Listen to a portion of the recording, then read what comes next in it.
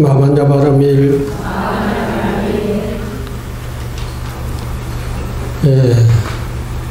한여름이 지나가고 가을이 다가왔습니다. 오늘 날씨가 아주 청명한 그런 날씨인 것 같습니다.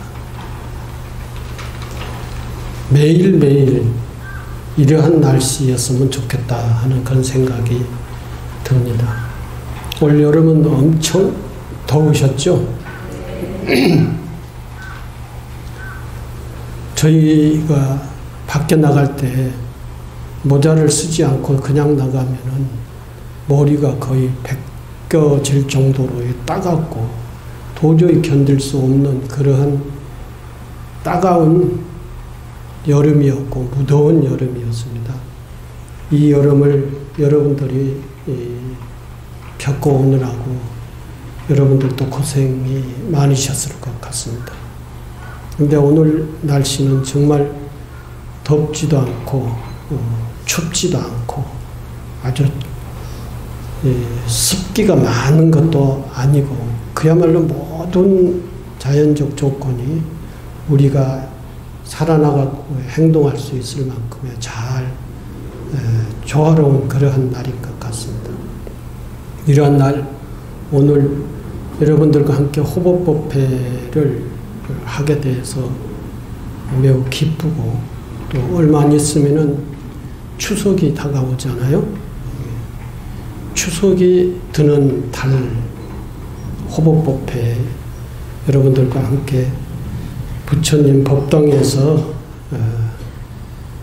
오늘 주제는 무상의 가르침과 지혜로운 노년의 준비라고 하는 주제를 가지고 함께 생각을 해보도록 하겠습니다. 다 여러분들이 각자가 그러한 시기인 것 같아요. 무상을 절실하게 느끼고 그리고 지혜로운 노년 준비를 해야 될 그러한 시기인 것 같아요. 물론 사람에 따라서 젊은 사람도 있고 그러지만 그러나 대체적으로 오늘 여기 참석하신 분들은 오늘뿐만 아니라 이전부터 무상의 가르침과 지혜로운 노년 준비를 해오신 그런 과정일 수도 있겠습니다. 오늘은 부처님께서는 이러한 시기에 뭘 준비를 하라고 했는가라고 하는 것을 중심에 놓고 같이 함께 생각을 해보도록 하겠습니다. 무더위가 고개를 숙이고 신선한 바람이 불어오면 우리는 무상의 이치를 실감하게 됩니다. 절대로 물러설 것 같지 않았던 여름이 가을에게 자리를 내어주고도 우리의 인생 또한 청춘에서 늙음으로 서서히 그러나 필연적으로 변화합니다. 이 변화는 나도 모르는 사이에 농건만큼씩 진행되어 어느새 주변 사람들의 노인 대접을 통해 자신이 늙었음을 깨닫게 됩니다. 주변 사람들이 노인 대접을 해서 내가 이제 늙었구나 이러한 생각을 하는 것보다는 먼저 여러 가지 상황 속에서 내가 나이를 먹었구나 하는 그런 느낌을 많이 받지요. 부처님께서 가르치신 생로병사의 4가지 괴로움 가운데 늙음은 가장 먼저 우리를 찾아오는 손님입니다. 우리가 태어났을 때는 내가 나라는 존재가 없어서 태어났기 때문에 그러니까 내가 맞이하는 그런 것은 그런 것일 수도 있지만 이 내 주체가 태어남을 맞이한다라고 하는 것은 그렇게 얘기할 수 없죠. 그러나 지금 태어나서 성장해 살아나가는 과정 속에서 청소년, 청년 또는 중년 이러한 과정을 통해 가장 먼저 생로병사에 맞이하는 것은 늙음이라고 하는 것이죠. 늙음을 제일 먼저 네 가지 생로병사 중에 늙음을 내가 이렇게 맞이하는 것이죠. 첫 번째 맞이한다라고 하는 것이죠. 옛날에 현명한 왕이 있었습니다. 왜 현명한 왕인가? 한번 그 생각을 가지고 이 이야기를 들어주시기 바랍니다. 현명한 왕은 전속 이발사에게 내가 만약 내 머리에 이발을 하다가 백발, 흰머리죠. 백발을 발견한 즉시 나에게 알려달라고 명을 했습니다. 마침 그런데 어느 날 이제 이발사가 왕에게 처음으로 이 흰 머리를 발견을 하고는 왕에게 얘기를 했어요. 왕은 백발 하나를 발견하자 깊이 탄식하며 자신을 꾸짖었습니다. 아, 너는 얼마나 어리석으냐. 백발이 나도록 번뇌를 끊지 못하였으니, 백발이 난다라고 하는 것은 그때는 나이가 많아졌다라고 하는 것이죠. 이 나이가 먹도록 너는 번뇌를 끊지 못했구나. 너를 괴롭히는 번뇌를 끊지 못했다. 왕은 백발을 세속 생활에서 벗어나 수행자의 도를 닦을 수 있는 다시 없는 좋은 기회로 삼아 왕위를 자식에게 물려주고 출가를 했답니다. 왕은 흰머리를 수명을 갉아먹는 하늘의 심부름꾼으로 즉 늙음을 알리는 경고의 그런 말로서의 받아들였던 것입니다. 하지만 우리는 이러한 인생의 변화를 당연한 것으로 생각하며 둔감하게 살아갑니다. 왕은 머리에 흰머리가 하나 났다고 해가지고 그것을 굉장히 심각하게 여러 가지 의미로서의 생각을 했었던 것이죠. 그리고 결국은 이 기회에 세속적인 생활이라고 하는 것은 탐진치로 치에 묻혀가지고 모든 것에 탐내고, 그리고 그 탐내는 것이 충족되지 않으면 화내고, 그리고 이제 탐내고 화내서 그것도 충족되지 않으면은 나름대로의 그러니까 일단 탐내고 화내게 되면은 그 자체가 어리석음이 되는 것이죠.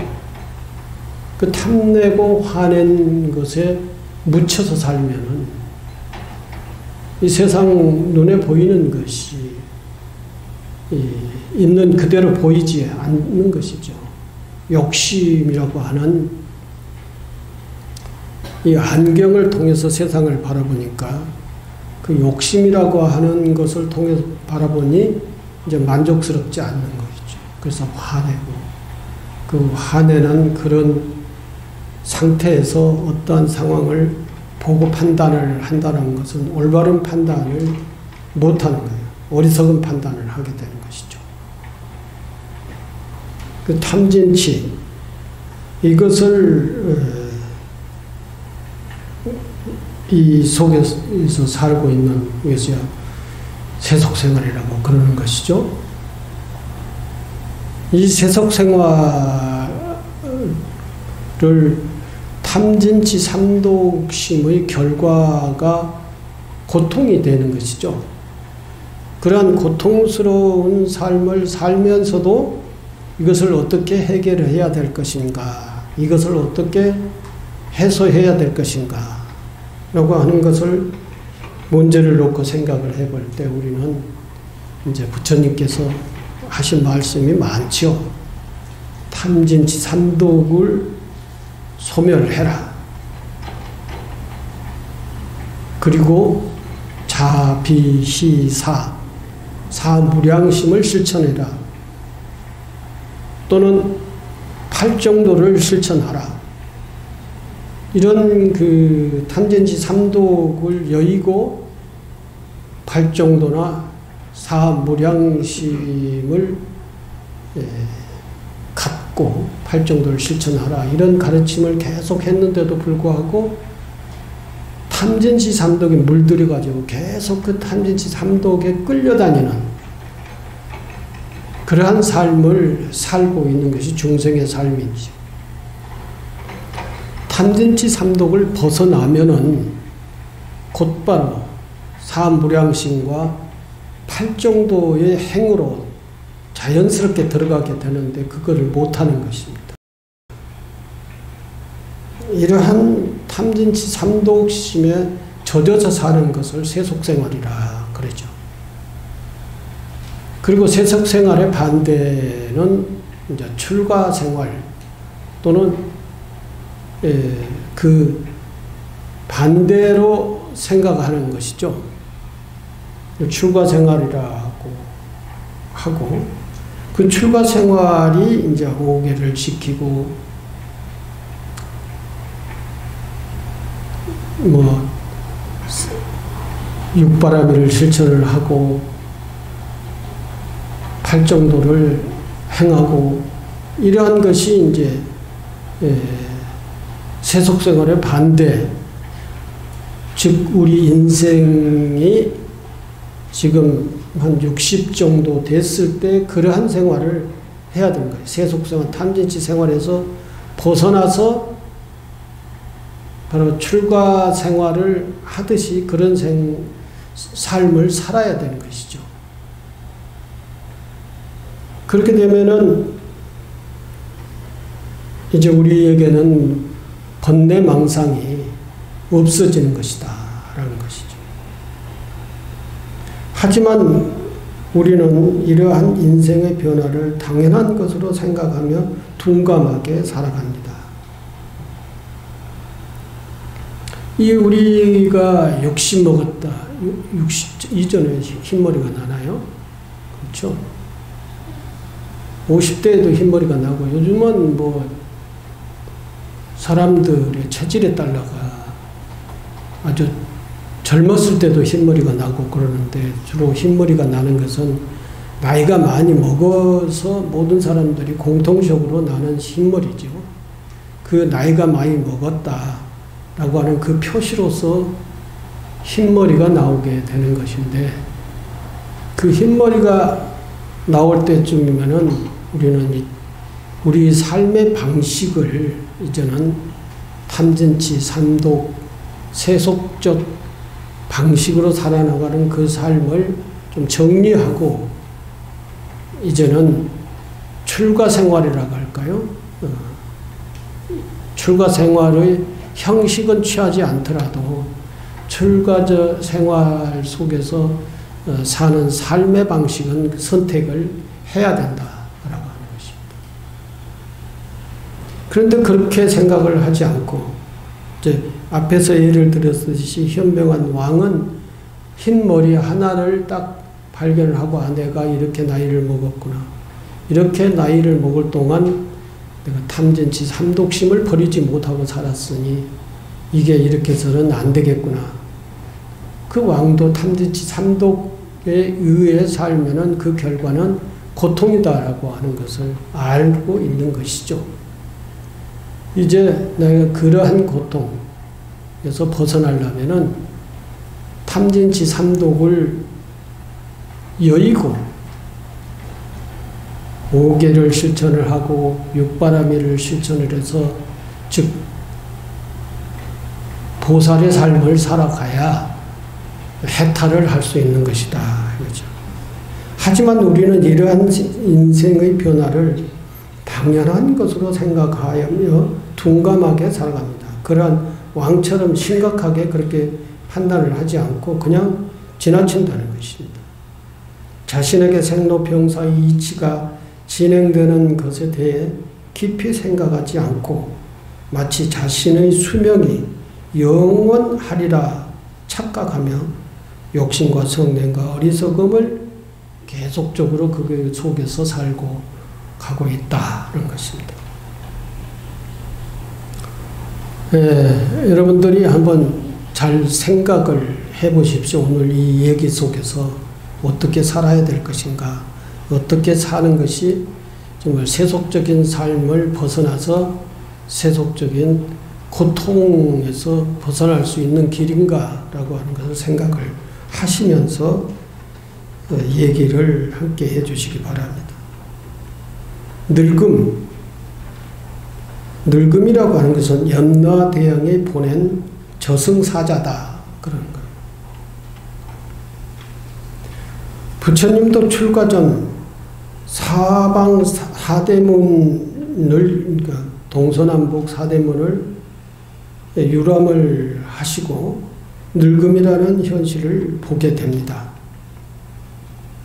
시타타 태자는 늙은이의 모습을 보고 나이가 들어 감각이 둔하고 모양이 변하며 기운이 미미하고 힘이 다하며 앉고 일어섬에 부축이 필요하고 눈과 귀가 멀어지며 목숨이 얼마 남지 않는 것, 이것을 늙음이라는 이제 이 찬타카라고 하는 마부에게 그것을 설명을 듣게 되는 것이죠. 그때 듣고 시타타 태자는 젊어서 그리고 왕궁 생활을 하는 과정 속에서 늙음이라고 하는 이 시절이 없는 걸로 생각을 하고 지금까지 살아왔단 말이죠. 근데 시타타 태자도 늙으면은 저렇게 된다. 사대문을 통해서 봤듯이 그렇게 된다라고 하는 것을 처음 알게 되는 것이죠. 여러분들은 처음 아는 게 아니잖아요. 늙으면은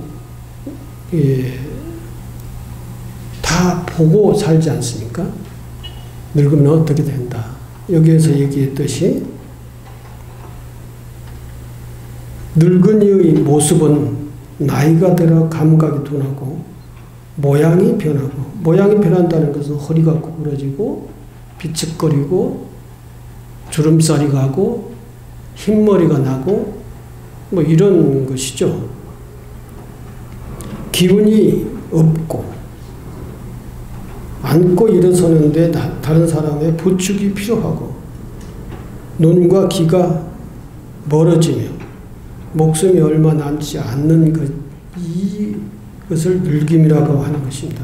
그 설명을 시타타 태자는 이 설명을 찬타카라고 하는 마부에게 설명을 듣고 그때서 나에게도 저러한 늙음이 닥쳐오는구나, 심각하다 이렇게 생각을 한 것입니다. 근데 요즘 사람들은 부처님처럼 시타타 태자처럼 그런 늙음을 보고 살면서도 심각하게 생각하지 않고 덤덤하게 생각을 한다는 것입니다. 그리고는 만물은 번개풀처럼 한순간 지나가거늘 어찌 몸이 편안하리라 믿겠느냐라고 단식을 합니다. 시타타 태자의 얘기입니다. 경전에는 늙음은 염라대왕이 보낸 저승사자라는 가르침도 있습니다. 경전에 이런 얘기, 늙음은 염라대왕이 우리에게 보내는 사자다. 늙은 것을 보고 저승사자가 나에게 왔다라고 하는 것을 느껴야 되는데 그런 느낌을 갖지 않고 그냥 그런 늙음의 변화를 느끼면서도 우리는 덤덤하게 그냥 영원히 살 것처럼 생각하면서 탐진치 삼독에 또 얽매이고 집착해서 산다는 것입니다. 사람이 죽어 염라대왕 앞에 끌려가면 염라대왕은 그에게 내 이놈 너는 등이 굽고 치아가 빠지며 머리가 휘어지고 주름살 투성이가 되는 늙음이라는 저승사자를 보지 못하였느냐? 라고 신문을 합니다. 죄인은 보았습니다. 라고 대답하지만 염라대왕은 다시 묻습니다. 그렇다면 너는 어찌하여 나도 이런 늙음을 벗어날 수가 없다. 이런 생각을 하지 않았느냐? 나도 늙음 속에서 벗어날 수 없구나. 이런 것을 생각하지도 않고 그렇게 살았느냐 이거예요.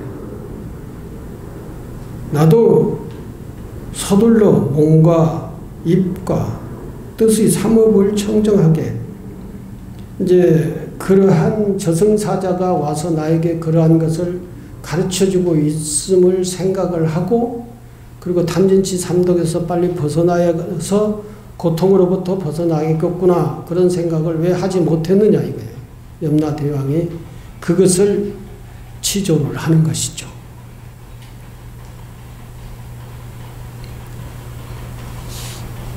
결국 늙음은 인간에게 함부로 살아서는 안 된다는 것을 가르쳐주는 가장 큰 스승이다 하는 것이죠. 인간은 어리석고 교만하여 늙음을 깊이 깨닫지 못하고 악업을 짓지만 염라대왕은 이 늙음의 가르침을 외면한 이들을 늙음의 가르침을 외면한 사람들은 결국은 이제 다른 업을 짓고 염라대왕 앞에 가가지고 심판을 받고 이제 극락세계나 해탈의 세계를 가지 못하고 다른 세계를 가게 되잖아요. 육도윤회를 한다 하더라도 그 육도sek에서 천상이나 인간 세상으로 못 가고 그 이하의 세계로 간다는 말이죠. 지옥, 악의, 축생, 수라 이게 이제 인간 천상의 이하의 세계죠. 이 세계에 가면은 고통받는 것은 뻔한 것이죠. 그것은 곧 늙음이라고 하는 저승사자를 염라대왕에 보내서 자 이제는 너는 이렇게 살 때가 아니다. 이제는 탐진치 삼독을 버려라. 그리고 집착을 버려라. 그리고 자비스럽고 그러면서 너희 공덕을 쌓으면서 살아라. 이렇게 가르침인데 늙음이라는 것을 보내서 저승사자를 보내서 그렇게 가르쳤는데 그렇게 생각하지 않고 그냥 삼독심에 집착, 탐내고 성내고 어리석은 것에 집착을 해서 거기에 만족하려고 계속 추구를 했다는 것이죠. 그 결과 염라대왕 앞에 와서 심판을 받고 인간 천상 세계로 가지 못하고 지옥, 악의, 축생, 수라의 세계, 이 네 가지 세계로 가서 계속 이제 윤회하는 것이죠. 그 세계, 네 가지 세계를 왔다 갔다 하면서. 그러면서 거기서 조금 더 이제 깨달아서 탐진치 삼독에서 벗어나 집착을 버리고 하면은 인간이나 천상세계에 이제 다 나타나는 것입니다. 천상세계, 인간 천상세계에 가는 것은 부처님의 가르침을 배워서 또 염라대왕의 그 저승사자를 보내 가르쳐주는 그 가르침을 보고 깨달아서 이제 선업을 지은 사람들이 가는 세계가 인간 천상이라고 하는 것이죠. 이처럼 우리 입장에서는 지금 이와 같은 무상의 가르침과 지혜로운 노년을 준비해야 될 때다는 것이죠. 이미 나에게 늙음이 왔기 때문에 그것은 저승사자라고 생각하고 저승사자가 늘 내 몸에 붙어서 어떻게 살아라 계속 말이 없는 말을 계속 얘기를 하고 있는 거라는 것이죠.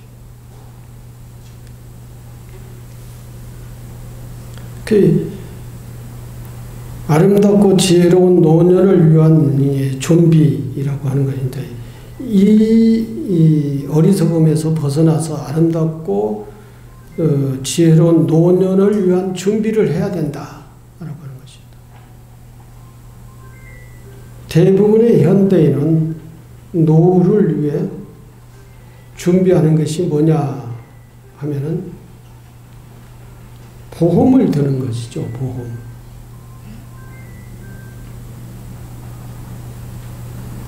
경제적인 대책에만 몰두해요.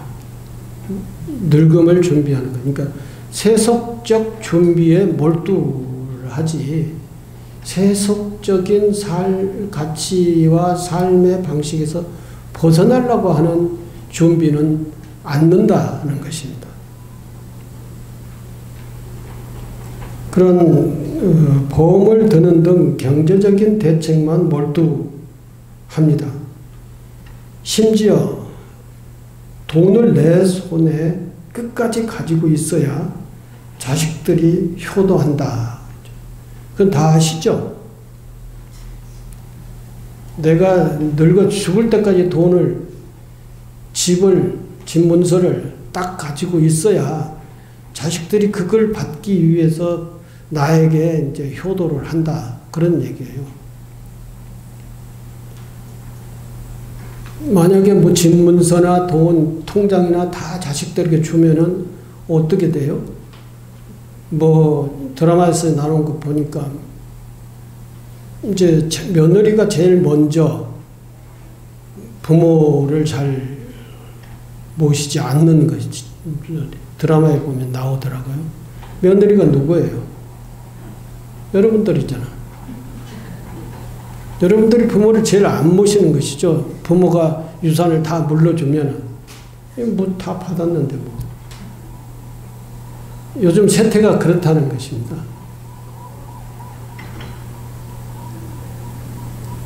그래서 어떤 신부가 유튜브에서 나와서 그런 얘기를 한다고 그래요. 그 신부 이름이 뭐라고 그러던데? 그 신부 이름 알아요? 예? 그걸 봐. 황창현 신부 이름을 아는데 내 이름은 몰라. 관심이 없어, 그렇게. 자기에게 필요한 얘기를 해주면은, 황창현 신부가 이렇게 얘기를 했다 하고, 황창현 신부 얼굴도 기억하고, 그 유튜브도 기억하고, 그 말 내용도 기억하고, 그래, 오라. 그러면서 동의를 하고 그러는데, 부처님이 얘기한 얘기는 아무것도 기억을 하지 않고 있어요. 이게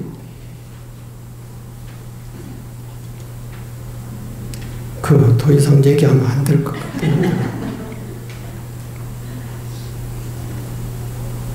아름답고 지혜로운 노년을 준비는 어떻게 해야 되느냐.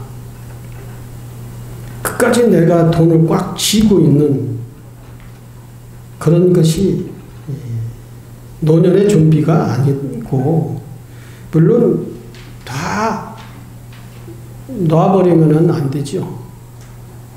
그래서 여기에서 부처님이 세 가지의 방식으로 노년을 준비하라 그랬어요. 하나는 마음의 건강과 몸의 건강을 준비하라 그랬어요. 아무리 돈 많이 가지고 있어도 마음과 몸이 건강하지 않으면 그 돈이 무슨 의미가 있겠어요.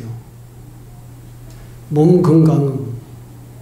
근데 여러분들은 마음의 건강은 또 떼놔버리죠. 몸 건강이라고 하는 것만 기억을 하지. 그래서 엄청난 돈을 주고 약을 사 먹고 비싼 돈을 주고 맛있는 음식을 사 먹고 비싼 돈을 주고 화장품을 사고 그리고 얼굴에 무슨 늙으면 당연히 오는 그건 뭐라고 합니까? 얼굴에 나는 걸. 검버섯인데 그걸 벗겨내면은 젊어지는 줄 알고 그걸 다 그 피부과에 가가지고 다 기계로 갈아버리잖아요. 그게 이제 젊어지는 것인 줄 알고 생각을 하고 있는 거예요.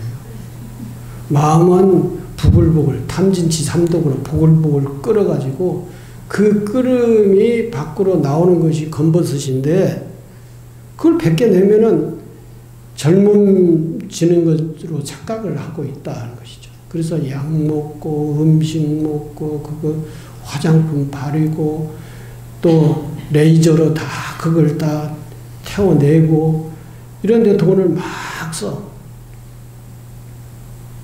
그런데 돈을 뭐 그런 걸 하지 말라는 얘기는 아니에요. 할 때는 할 필요도 있을 때가 있어요. 근데 거기에 젊음을 유지하려고 하는 그런 방식으로 하면 안 된다는 것입니다. 젊음을 유지하려고 하면은 몸의 건강과 마음의 건강이 동시에 균형을 이루면서 건강해져야 그것이 젊음이지 마음은 완전히 탐진치 삼독으로 부글부글 끓고 계속 그 끓음이 올라와서 검버섯이 피는데 위에서 아무리 레이저로 저기를 해봐야 됩니까? 안 되는 것이지. 레이저 티가 더 나지. 어쩔 때 한 번씩 심할 때는 하세요. 너무 심할 때는. 그런데 그것이 젊음을 유지하는 방식이다라고 생각하고 그런데 돈 쓰지 말라고요. 그런데 돈이 있으면은 어디다 써요? 네, 그래 불사에다가. 그건 돈이 있으면은 운동을 하세요. 여행을 다니면 걸어 다니세요. 걸어 다니. 많이 걷고 운동을 해서 근육을 키워. 그래서 이제 젊음을 유지를 하려고 해야지. 먹어서 벗겨내 가지고 발라 가지고 이렇게 해서 하면은 그건 젊음 건강, 육체 건강도 유지 못한다는 것입니다. 마음으로 열심히 운동을 하고 마음의 번뇌를 벗겨내는 것으로 첫 번째 그 아름다운 그 지혜로운 노년의 준비의 첫 번째가 마음의 건강과 육체의 건강을 잘 준비하라. 그리고 두 번째는 내가 벌었던 재산을 다 움켜쥐고 그것이 경제 대책을 세우는 것이라고 생각을 하죠. 거기에. 물론 현실적으로는 그러한 물질적 경제를 너무 이제 소홀히 해서는 안 돼요. 열심히 모아서 뭐 천년 만년 쓸 수 있는 그런 돈을 모으라는 게 아니라 내가 뭐 30년 산다 그러면 30년 정도로 내가 살 수 있는 그런 돈을 제외한 나머지는 다 나눠야 된다는 것이죠. 아들을 딸을 주든지 아니면은 우리가 이제 늙어서 의지해야 될 그 복지 기관이 있잖아요. 요양원이라든지 노인복지라든지 이러한 기관에 시사를 해. 그래야 내 건강, 내 삶만을 위하는 것이 아니라 미래의 노인들에게도 다 내가 베푸는 거예요. 이 말은 죽어도 들을 수가 없지. 거기다 돈 갖다 주면 안 되니까. 그러한 것을 우리는 지혜의 공덕 자산이다라고 해요. 우리가 그렇게 여유가 있는 사람이 얼마나 많겠습니까? 여유가 있는 사람 드물지요. 그러나 그러한 여유, 그러한 마음을 갖고 그러한 행동을 눈금만큼이라도 하면서 살아야 되는 것이다. 그것이 무슨 자산이 되냐? 현실적인 경제적 자산은 아니라 하더라도 우리가 나중에 이제 내생에 가가지고 받아야 될 저금이에요, 적금이에요. 공덕자산이라는 것이죠.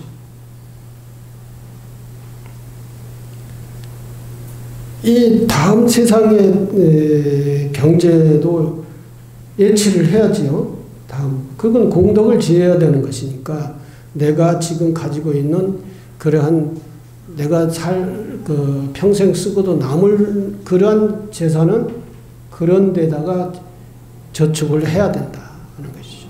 다른 사람을 도와주고 미래에 우리 후대들에게 교육 기금이라든지 복지 기금이라든지 이러한 그러한 시설에 조금이라도 갖다가 희사를 하란 말이죠. 그래야 죽어서 공덕의 통장에서 내가 받아 쓸 그런 죽어서 틀 적금이 되는 거잖아요. 그것은 재산이 아니라고 재산이라고 표현하지 않고 자산이라고 표현한다. 지혜와 공덕의 자산을 저축을 해야 된다. 세속의 재물보다 더 중요한 것은 공덕의 자산입니다. 보시, 봉사, 수행, 기부 이런 것들이 공덕의 자산을 축적하는 것이죠. 노뿐 아니라 내생에도 이어지는 참된 자산이라 하는 것입니다. 불자는 노년의 세속적 집착, 탐진치를 내려놓고 법문을 가까이 하며 법의 향기를 삶의 중심에 두어야 된다. 여러분들 기도 동참이라든지 법회 동참이라든지 이런 것을 정기적으로 하는 사람들이 있지만 이런 것에 별로 관심이 없는 사람들이 더 많아요. 오늘 내가 이렇게 보니까 꼭 와야 될 사람이 몇 명이 있는데 안 왔어. 그 사람들은 다른 데가 더 관심이 많은 거야. 공치로 간다든지 아니면 쇼핑하러 간다든지 아니면 어디로 놀러 간다든지. 요즘 날씨 얼마나 좋아요. 그러니까 뭐 수도권 주변에 뭐 어디 좋은 것이 있으면 구경하러 간다든지. 일요일이면은 굉장히 복잡해요. 그런데 꾸역꾸역 그거 법회 안 오고 그런 데로 가. 가면 하루 종일 뭐해? 탐진시 삼독만 생각을 하다가 집에 오면 피곤하지. 그러니 공덕 자산은 하나도 쌓지도 않고 그런 데에만 관심을 있는 것. 나중에 악담이 아니고 나중에 숨 넘어가려고 할 때 그때 생각이 다 나야지. 내가 이렇게 해서 공덕 자산을 쌓아야 되는데 그렇지 않고 맨날 놀이만 맛있는 것만 기분 좋은 데만 계속 추구하고 찾아가고 그것만 했다는 것이죠.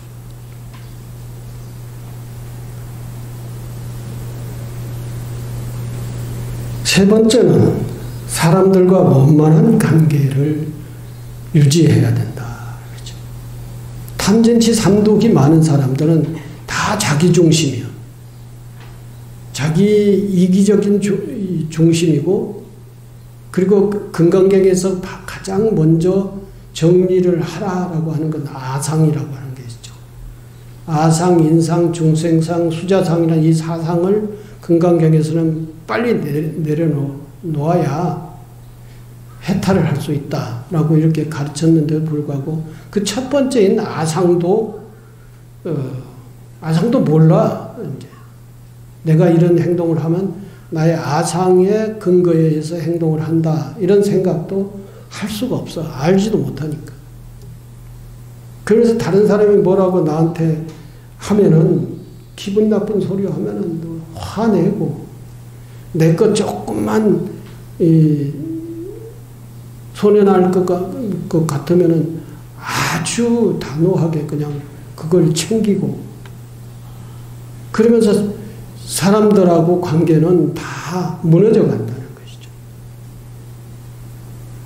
그것이 탐진치라고 하는 그러한 내용으로만 아상을 부리는 게 아니고 평상시에 업을 그렇게 쌌어. 그래서 자동적으로 아상이 나와. 사람들의 관계 속에서. 사람들 대중 속에서도 그래요. 대중들과 잘 못 어울리는 것이죠. 어울리지 못해. 특별하고. 그러면서 뭐라고 하면은 돌아서고. 그리고 짜증내고. 이렇게 하면 이 노인이 돼서도 사람 관계를 그렇게 가면은 안 된다는 것이죠.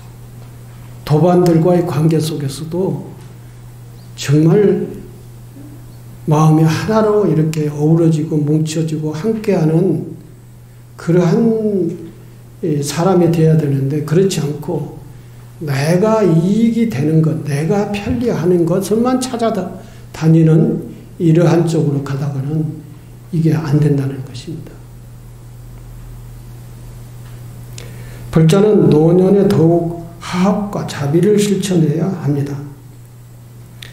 가족과 신도, 이웃과의 관계를 원만히 하여 갈등을 줄이고 부처님 가르침을 나누며 삶의 의미를 함께 해야 합니다.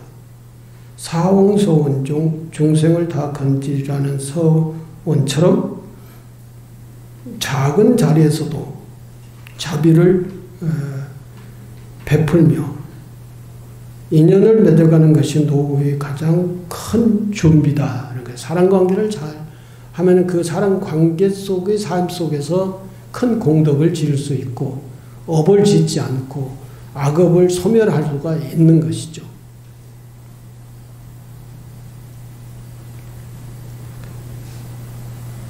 새로운 생을 위한 채비, 준비라고 하는 것이죠. 이제 우리는 풍요로운 가을을 기대하는 농부의 마음처럼 아름답고 지혜로운 늙음을 준비해야 합니다. 농부가 봄부터 농사의 준비를 잘, 봄뿐만 아니라 겨울에도 다 농장비를 다 수리하고 정리하고 그리고 내년에 봄이 오면은 농사를 짓기 위해서 퇴비, 거름 이런 것들 다 겨울에도 준비합니다. 농사 준비를. 그리고 봄이 오면은 이제 농장을 잘 다듬고 그리고 그 위에다가 옷걸음도 주고 그리고 농장을 다 갈죠. 이제 뭐 옛날에는 쟁기로 갈았는데 요즘은 트랙터로 다 갈을 거. 그러면서 거름을 섞어서 그 퇴비를 주어서 그 농장을 두텁고 기름지게 만들어요. 그게 이른 봄과 겨울의 준비를 다 하는 거예요. 농군이. 그리고 봄이 오면은 그게다 씨를 뿌립니다. 그런 정리한 농토 위에 씨를 뿌리는 거예요. 그리고 계속 뭐 여러분들도 다 잘 아시지만 농작물이 커가면은 주변에 풀도 같이 커가기 때문에 그 풀을 제거해 줘야죠.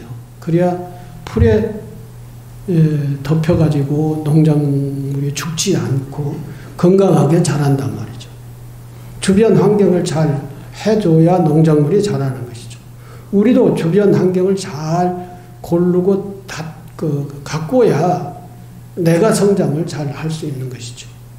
맨날 탐진치 삼독 어우러져 함께 가면은 그 잡초들 때문에 내가 올바로 성장을 못하는 거예요. 농작물도 마찬가지고. 이제 우리는 풍요로운 가을을 기대는 농부의 마음처럼 아름답고 지혜로운 늙음을 준비해야 된다. 농부들이 풍요로운 가을을 맞이하려면은 겨울부터 준비를 하는 거예요. 겨울, 봄, 여름 열심히 농작물을 가꾸어야 되고 농토를 잘 가꾸어야 되는 것이죠. 그 위에 농작물이 잘 자라서 가을에 결실을 맺을 수 있는 것이죠. 살아오면서 어쨌든 원한과 분노, 악업, 원한과 분노, 악업은 이 농작물이 자라는데 가장 해로운 해충이면서 잡초예요. 이걸 다 제거를 해내야 되는 것이죠. 악업은 마음에서 털어내고 너그러워져야 된다. 마음이 너그러워지고 자비로워지고 화합적이고 이런 것은 농작물이 기름진 농작물이다. 부드럽고 기름진 농토다. 그것을 그런 농토로 가꾸어야 되는 것이죠. 그런 농토로 가꾸어야 그 부드럽고 기름진 농토에서 농작물이 잘 자랄 수 있지 않습니까? 그리고 자신의 다음 생을 준비해야 합니다. 가을에 추수를 하면은 그 다음 가을 추수가 끝나는 게 아니고 그 다음 해도 또 준비를 해야 되는 것입니다. 그러려면은 그 농토를 잘 유지를 해야 돼요. 가꿔야 돼요. 이 농사하는 사람들도 이러는 것이죠. 우리 인생도 마찬가지다. 다음 생은 부처님 나라에 태어나 부처님의 진짜 제자다운 삶을 살아보겠다는 현명한 채비를 해야 된다는 것이죠. 이것이 다음 생을 준비하는, 지금 우리의 늙은이들이 다음 생에 준비하는 준비라고 하는 것입니다. 늙음, 병, 죽음은 반드시 우리를 찾아옵니다. 우리는 이 손님을 담담하게 맞아들이고 현명하게 잘 이 늙음을 대접을 해야 돼. 늙음이 싫다고 껍데기를 벗기고 다른 것을 먹고 뭘 바르고 이것이 늙음을 준비하는 것이 아니다는 것입니다.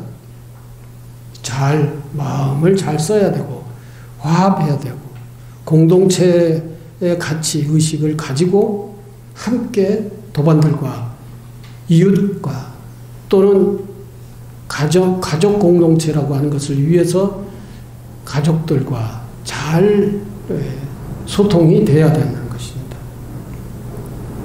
우리는 이 손님을 담담하게 맞아들이고 현명하게 잘 대접해야 합니다.